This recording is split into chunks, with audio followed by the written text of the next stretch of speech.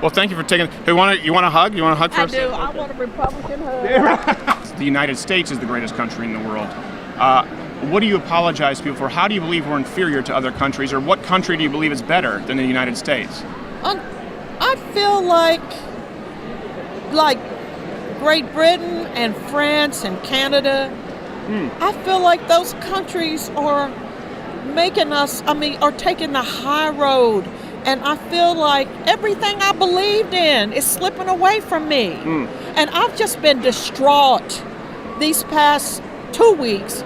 But everything I believed in, when I first fell apart, is the night when I realized about 8 o'clock that evening that Trump was going to win. And I thought, okay, I'm going to work with him, because he's my commander-in-chief. I'm going to try to get with him. I appreciate that. But then he just kept being more and more ignorant.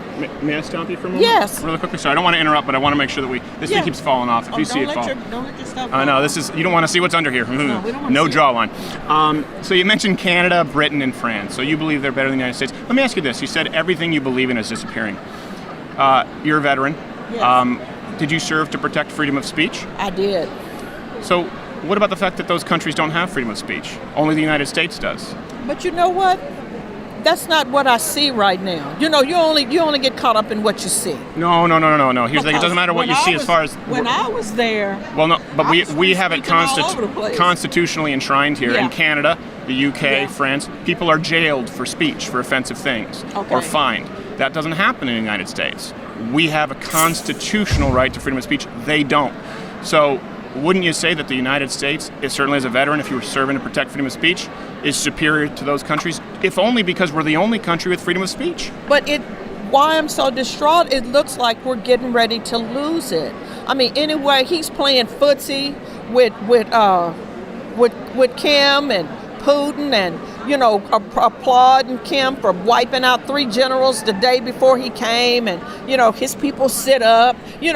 When I see that, I get nervous because it looks like if nobody puts that dude in check, we're going to lose everything.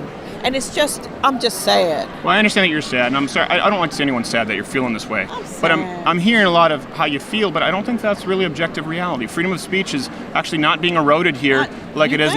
No, not unless the Democrats would have their way. They support hate speech laws. Republicans are the ones who've defended against it. On campus, they're the ones banning points of view. I can't tell, because the kind of... Well, you might need to put some conservative sites in your bookmark so you can read both sides, because I'm an ardent defender of freedom of speech. And as a matter of fact, I've had people who try to silence me, people here I feel like we've had a good conversation. Yeah. People here at this very convention who threatened to firebomb me, slash my tires, just for me speaking out. Because they're liberals. I'm a liberal. I would never do that to you. Well, then take it up with them.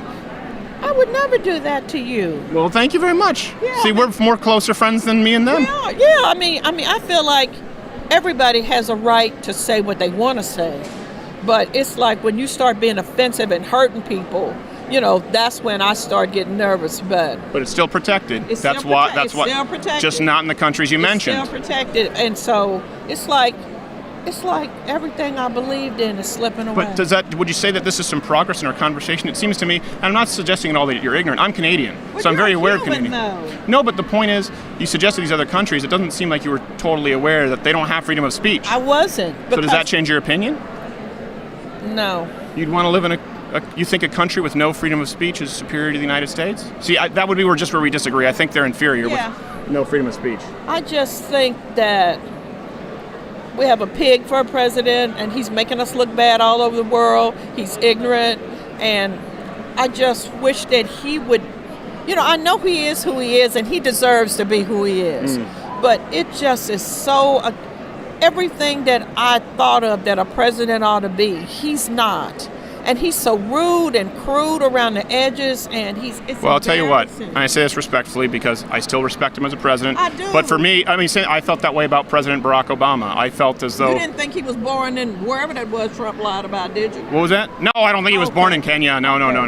I just think he was a terrible president, but I respect the office, and I respect that you feel that way. He knew the King's English, and he knew the law. This dude don't know nothing. I mean, I don't even think he's a good businessman because he filed bankruptcy. We have records record low unemployment, record high job participation. That's very nice. We're doing very well. What are wages? They're doing really well. We have the highest. As a matter of fact, are you surprised to learn that the United States has the highest wages in the world? Average income? I'm not surprised about that. Okay, so that's a good thing. I'm not surprised about that, and that's a very good thing, and I'm happy about that. But my thing is, okay, Trump, you didn't marry American. Trump, you didn't. You've got all those immigrants working for you. Mm-hmm. Most of the people that work for Trump. Yeah, but there's a difference between legal and illegal immigrants. But I know it. But what about Americans? I mean, you so pro-American. Let's see Americans with most of these jobs. And I know it's all these jobs that Americans don't want to do. I know that. I get that. Okay. But it's just that. Well, I appreciate you taking that. I'm sorry to see you sad. Can I give you one piece of advice? Don't place so much credence in one man. You know what I mean? You're responsible for your own happiness. It's not the state. It's not the government. Do you have a family? You just destroyed everything that I thought do you have a family? Country was. I love my folks. Do you have a good family? Yes. Focus on your family and focus on your health. I do think, even though I didn't like Barack Obama, I did notice a lot of people on the right were so miserable and they thought everything was over. Listen, it's one man. We have safeguards in this country. It's one man and the Freedom Caucus. But my point is, you can still choose to be happy. I don't hate you. I don't hate you. And I'm a conservative Republican. And I'm very happy to meet somebody like you. And some of my good friends are Republicans, you know? Yeah. And we agree to disagree. It's just that this was a bad 2 weeks. Yeah, I can understand how it would be rough for you. You know, babies, you know, the work I do, I represent children as their guardian. Mm-hmm. And I see what it does when you move a child. And I know the parents are at fault for bringing them here.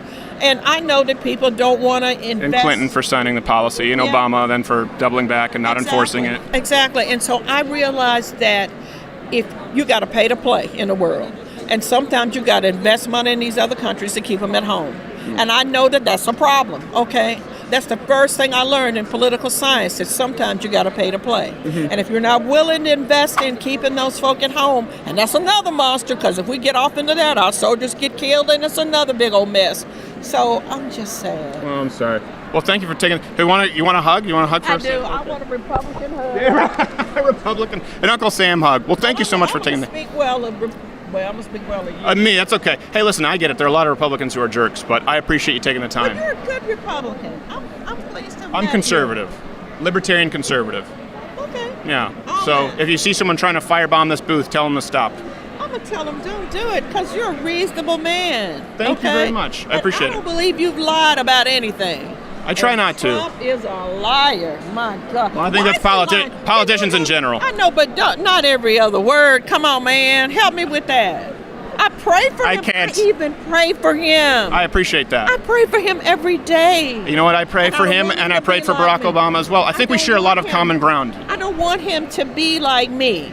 I pray for him to be who he is, but he's just so destructive in my eyes. And I realized that we were raised under different circumstances. Mm-hmm. You know, we come from a different world. But I just thank wish he could be more like Jeb Bush. That's all I'm saying. I don't think Jeb Bush wishes he could be more like Jeb Bush. He's such a wiener. But all right, well, thank you. I mean, my Republican didn't win. Okay, yeah. But that's not why I'm upset. You know. Right. My Republican didn't win. Well, thank you. I don't want to keep you all down. We have to keep the chair for other people. But thank you so much for taking the time. Yeah. Thank you for being a good conservative. Thank you very much. Watch Louder with Crowder live, Monday through Thursday, 10 a.m. Eastern.